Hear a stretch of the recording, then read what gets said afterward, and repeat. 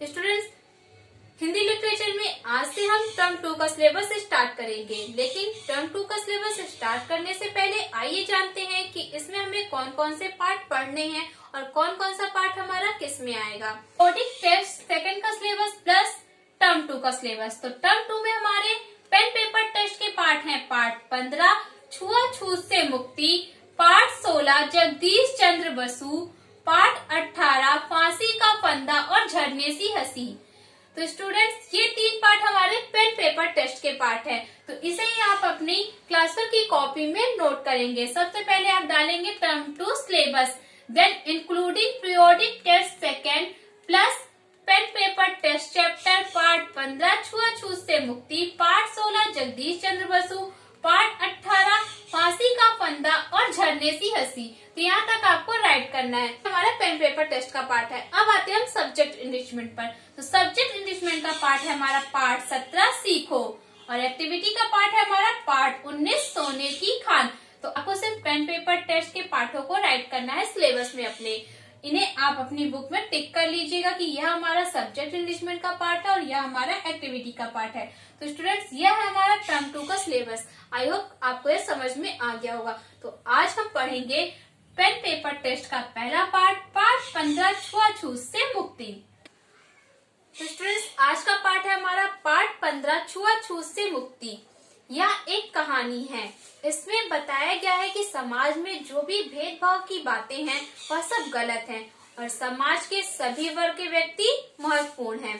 तो आइए अब हम इस कहानी को पढ़ते हैं और जानते हैं। एक थे पंडित जी, एक थी पंडिताइन। पंडित जी पूरे कट्टरपंथी थे और अपने को सबसे ऊंचा मानते थे, लेकिन पंडिताइन समझदार थी। उनके मन में ऊंच नीच और छुआछूत का भेदभाव नहीं था। वे सभी के साथ मिलजुल कर रहती थी। इतना ही नहीं, वे मन ही मन पंडित जी के व्यवहार से भी दुखी रहती थी।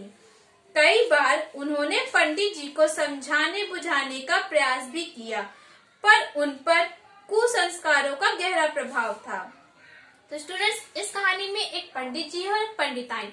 पंडित जी बहुत ही कट्टरपंथी यानी अपने विश्वास पर दृढ़ रहने वाले, और पंडिताइन बहुत ही समझदार महिला थी। पंडित जी भेदभाव मानते थे, लेकिन पंडिताइन भेदभावों को नहीं मानती थी। वह सभी के साथ मिलजुल कर रहती थी। वह पंडित जी के व्यवहार से भी दुखी रहती थी। उन्होंने कई बार पंडित जी को समझाने का प्रयास किया, लेकिन उन पर जो कुसंस्कार डाले गए थे वह उस पर अडिग थे। एक दिन पंडित जी को प्यास लगी। घर में पानी नहीं था। पंडिताइन पड़ोस से पानी ले आई। पानी पीकर पंडित जी ने पूछा, पानी कहाँ से लाई? बहुत ठंडा है, पड़ोस के कुम्हार से। तो स्टूडेंट्स, एक बार पंडित जी को प्यास लगी, तब उन्होंने पंडिताइन से पानी मांगा। उन्होंने पानी दिया। पानी पीकर पंडित जी ने पूछा, कहाँ से लाई हो? बहुत ठंडा है। तब वह कहती है, कुम्हार के घर से, क्योंकि उस समय उनके घर पर पानी नहीं था। सुनते ही पंडित जी गुस्सा हो गए। कुम्हार के घर का पानी पिलाकर तुमने मेरी जाति भ्रष्ट कर दी है। अब मैं क्या करूं? पंडिताइन ने निश्चय किया कि पंडित जी के मन से ऊंच नीच छूत अछूत के भूत को निकाल कर रहूंगी। तो स्टूडेंट्स, पंडिताइन की बात को सुनकर पंडित जी बहुत ही गुस्सा हो जाते हैं और कहते हैं कि कुम्हार के घर का पानी पिलाकर तुमने मेरी जाति को भ्रष्ट कर दिया है। इस बात से पंडिताइन दुखी होती है और कहती है कि मैं पंडित जी के सर से ऊंच नीच भेदभाव का भूत उतार कर रहूंगी। शाम को पंडित जी भोजन करने बैठे। पंडिताइन ने सूखी रोटियां परोस दी। पंडित जी ने पूछा, कोई सब्जी नहीं बनाई? बनाई तो थी, लेकिन फेंक दी। जिस हांडी में पकाई थी वह कुम्हार के घर की थी। तू बड़ी पगली है, हांडी में कहीं छूत होती है? हांडी तो कुम्हार ही बनाता है। यह कहकर बड़ी मुश्किल से पंडित जी ने 2-4 कौर खाए, फिर बोले, पानी तो ला। जब शाम को पंडित जी भोजन करने बैठते हैं, तब पंडिताइन उन्हें सूखी रोटियां परोस देती हैं। तब पंडित जी पूछते हैं, कोई सब्जी नहीं बनाई? तब वह कहती है, बनाई थी, लेकिन मैंने उसे फेंक दी, क्योंकि जिस बर्तन में बनाई थी वह कुम्हार के घर की थी। तो स्टूडेंट्स, तब पंडित जी कहते हैं, हांडी में भी कहीं छूत होती है? तब फिर वह 2-4 कौर खाते हैं, फिर कहते हैं, अच्छा पानी ला। पानी कहाँ से लाओ? बर्तन तो है नहीं। पानी भरकर लाती किसमें, घड़े कहाँ गए, वे तो मैंने फेंक दिए, कुम्हार के हाथों के बने थे ना, पानी नहीं तो थोड़ा दूध ही दे दो, सूखी रोटी गले में अटक रही है, दूध में मसलकर खा लूंगा, दूध भी फेंक दिया, गाय को जिस नौकर ने दुहा था वह कहार है, हद कर दी, यह भी नहीं जानती कि दूध कहार या ग्वाले ही दूहते हैं, इनके धोने से दूध में छूत नहीं लगती। तो स्टूडेंट्स, जब पंडिताइन से पंडित जी कहते हैं कि पानी ला, तब पंडिताइन कहती हैं कि पानी कहाँ से लाती, घर में बर्तन तो है नहीं।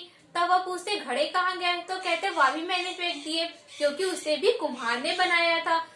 तब वह कहते अच्छा पानी नहीं तो थोड़ा दूध दे दो, मैं उसी से रोटियों को खा लूं, सूखी रोटी गले में फंस रही है। तब वह कहती है दूध भी नहीं है, दूध भी मैंने फेंक दिया क्योंकि गाय को जिसने दुआ था वह कहार था। तब पंडित जी कहते हैं गाय को ग्वाले या कहार ही दूहते हैं, दूध में कैसी छूत, दूध में छूत नहीं होती है। आप क्या कहते हैं, मेरी समझ में नहीं आता कि छूत पानी में लगती है दूध में नहीं, आपकी यह छूत कैसी है। तब पंडिताइन कहती हैं आपकी बातें मेरी समझ में नहीं आती, आप कहते हैं पानी में छूत है और दूध में छूत नहीं लगती है, यह किस प्रकार की छूत है कि एक वस्तु में लगती है और दूसरी वस्तु में नहीं।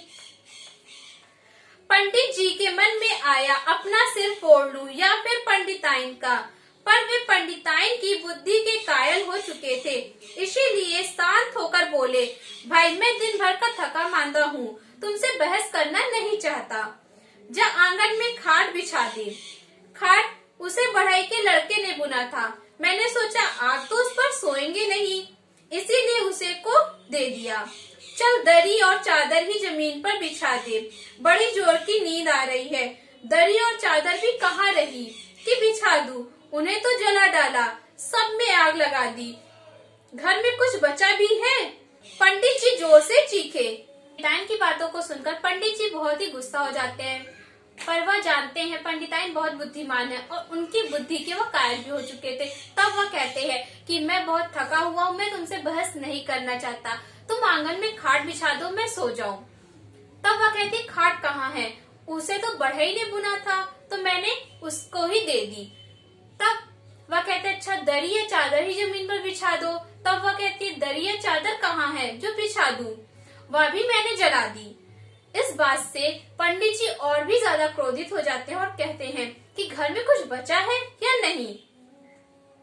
हाँ घर बचा है, लेकिन इसे भी तो छोड़ना है, आखिर यह तो राज मजदूरों का बनाया हुआ है।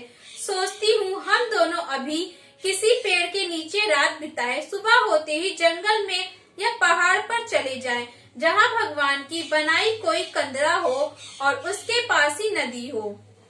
तो स्टूडेंट्स, पंडित जी की बात को सुनने के बाद पंडिताइन कहती है हाँ घर बचा है, लेकिन इसे भी छोड़ना है क्योंकि इसे भी राज मजदूरों ने बनाया है। सोच रही हूँ रात भर हम लोग किसी पेड़ के नीचे रहते हैं, फिर सुबह होते ही जंगल या पहाड़ की ओर चलते हैं, जहाँ पर भगवान की बनाई कोई गुफा हो और उसी के पास नदी हो। पंडित जी कुछ देर गुमसुम खड़े रहे, फिर बोले मेरी नासमझी से सब कुछ गड़बड़ हो रहा था, मैं स्वयं तो दुखी रहता ही था, अपने बुरे व्यवहार से दूसरों को भी दुखी कर देता था। समाज के सभी लोग बराबर हैं, कोई किसी जाति पाति में ऊंचा या नीचा नहीं है, हम सबको जीने और आराम के लिए तरह तरह के काम चाहिए, जिन्हें करके हम अपनी जीविका चलाते हैं और समाज की सेवा भी करते हैं। पंडिताइन तुमने मेरी आंखें खोल दी।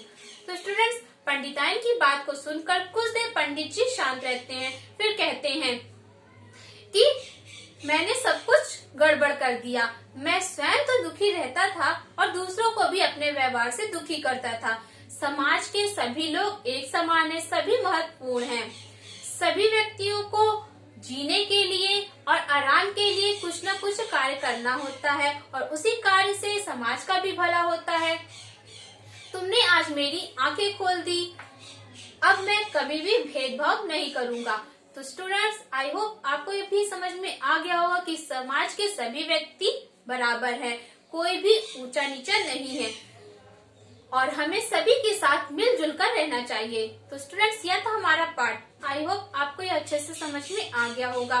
तो स्टूडेंट्स, पाठ को पढ़ने के बाद आइए अब आते हैं हम क्लास वर्क पर। तो स्टूडेंट्स, मैंने आपको जो भी सिलेबस बताया है, सबसे पहले आप उसे अपनी क्लास वर्क की कॉपी में नोट करेंगे। देन उसके बाद नेक्स्ट पेज पर आपको राइट करना है डेट, पाठ का नंबर, पाठ 15 छुआछूत से मुक्ति। इसके बाद सारांश राइट करना है आपको। इस पाठ का सारांश है, इस पाठ में छुआछूत जैसे कुसंस्कारों पर व्यंग्य किया गया है। समाज में सभी वर्ग समान रूप से महत्वपूर्ण होते हैं। इस कहानी द्वारा लेखक ने सामुदायिक समभाव को भी रेखांकित किया है। तो स्टूडेंट्स, यह हमारा इस पाठ का सारांश। इसे आपको अपनी क्लास वर्क की कॉपी में NEET and clean handwriting में राइट करना है। सारांश को लिखने के बाद आपको नेक्स्ट पेज पर लिखना है कठिन शब्दार्थ, और आपकी बुक में पेज नंबर 89 पर जो शब्दार्थ दिए गए उन्हें ही आपको लिखना है। इसमें पहला शब्दार्थ है आपका कट्टरपंथी। इसका अर्थ होता है जो मत या विश्वास पर दृढ़ हो, दुराग्रही या फिर अनुदार। नेक्स्ट है कुसंस्कार। इसका अर्थ होता है बुरे संस्कार या बुरे विचार रखने वाला। नेक्स्ट है आपका हांडी। हांडी का अर्थ होता है साग सब्जी बनाने का बर्तन। नेक्स्ट है आपका छुआछूत। छुआछूत का अर्थ होता है छूत का विचार रखना। नेक्स्ट है आपका भ्रष्ट। भ्रष्ट का अर्थ होता है गिरा हुआ या फिर बिगड़ा हुआ। कंदरा। कंदरा का अर्थ होता है गुफा या फिर खो। कायल। कायल का अर्थ होता है निरुत्तर हो जाना। जीविका। जीविका का अर्थ होता है रोजी रोटी। तो स्टूडेंट्स, ये थे हमारे शब्दार्थ। इन्हें भी आपको अपनी क्लास वर्क की कॉपी में राइट करना है neat and clean handwriting में। And it's your class work. ये आपका क्लास वर्क है। क्लास वर्क के बाद अब आते हैं होमवर्क पर। तो स्टूडेंट्स, होमवर्क में आप क्या करेंगे? होमवर्क में आपको इस पाठ के सभी शब्दार्थ याद करने हैं और उसे अपनी होमवर्क कॉपी में 2 बार लिखना है। साथ ही साथ आपको किन्हीं 4 शब्दों का वाक्य प्रयोग करना है, और यह भी आप अपनी होमवर्क कॉपी में ही करेंगे। तो आई होप स्टूडेंट्स आपको class work and homework clear हो गया होगा। नेक्स्ट क्लास में हम इस पाठ के अभ्यास प्रश्न करेंगे।